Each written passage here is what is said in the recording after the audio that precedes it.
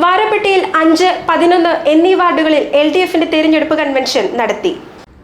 വാരപ്പെട്ടി ഗ്രാമപഞ്ചായത്തിലെ 5, 11 എന്നീ വാർഡുകളിൽ LDFന്റെ തെരഞ്ഞെടുപ്പ് കൺവെൻഷൻ ആന്റണി ജോൺ MLA ഉദ്ഘാടനം ചെയ്തു. തെരഞ്ഞെടുപ്പ് കമ്മിറ്റി ഓഫീസിന്റെ ഉദ്ഘാടനവും നടത്തി. PN Balagopal, AR Krishnan Nair, KC Ayyappan, Manoj Narayanan, advocate AR അനി, VK Reji, CM മീരാൻകുഞ്ഞ്, KE Yunus, Abdul Khader, KK Sajeev, PM Basheer തുടങ്ങിയവർ പ്രസംഗിച്ചു. വർദ്ധിപ്പിച്ച ക്ഷേമ പെൻഷനായിട്ടുള്ള നവംബർ മാസത്തെ 2000 രൂപ ഉൾപ്പെടെയാണ് 3600 രൂപ വീതമാണ് കേരളത്തിലെ 62 ലക്ഷം ആളുകളിലേക്ക് അല്ലെങ്കിൽ കുടുംബങ്ങളിലേക്ക് ഇന്നു മുതൽ എത്തുകയാണ്. ഇന്നും നാളെയുമൊക്കെയായി അത് കൈകളിലേക്ക് എത്തും. 2000 രൂപ വെച്ച് 62 ലക്ഷത്തിലേറെ കുടുംബങ്ങൾക്ക്. അപ്പം അങ്ങനെ പറയുകയാണെങ്കിൽ ഒരുപാട് സമയമെടുത്ത് പറയേണ്ട ഒരുപാട് കാര്യങ്ങൾ എനിക്ക് എൻ്റെ തുടർച്ചയിൽ സംസാരിക്കുന്നവർ സൂചിപ്പിക്കും.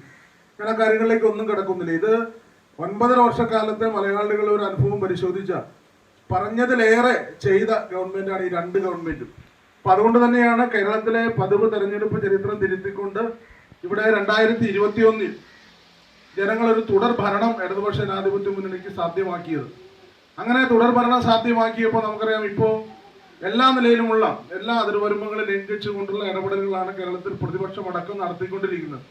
ഇപ്പോൾ ഒരു 3ാം ഗവൺമെന്റ് കേരളത്തിൽ വരുമോ എന്നുള്ള ആശങ്കയിൽ നിന്നുകൊണ്ടാണ് വല്ലാത്ത നിലയിലുള്ള ഇടപെടൽ നടത്തുകയാണ് നമ്മുടെ നാടിനകത്ത്. വിവിധ വാർഡുകളിലെയും ഡിവിഷനുകളിലെയും സ്ഥാനാർത്ഥികളായ Nirmala Mohan, C Sreekala, MK Aneesh, Sheeja Kasim, Raziya Yunus, KR Ratheesh, EM Ajaz, Binil Eldho തുടങ്ങിയവരും പങ്കെടുത്തു. GTV news Varappetty.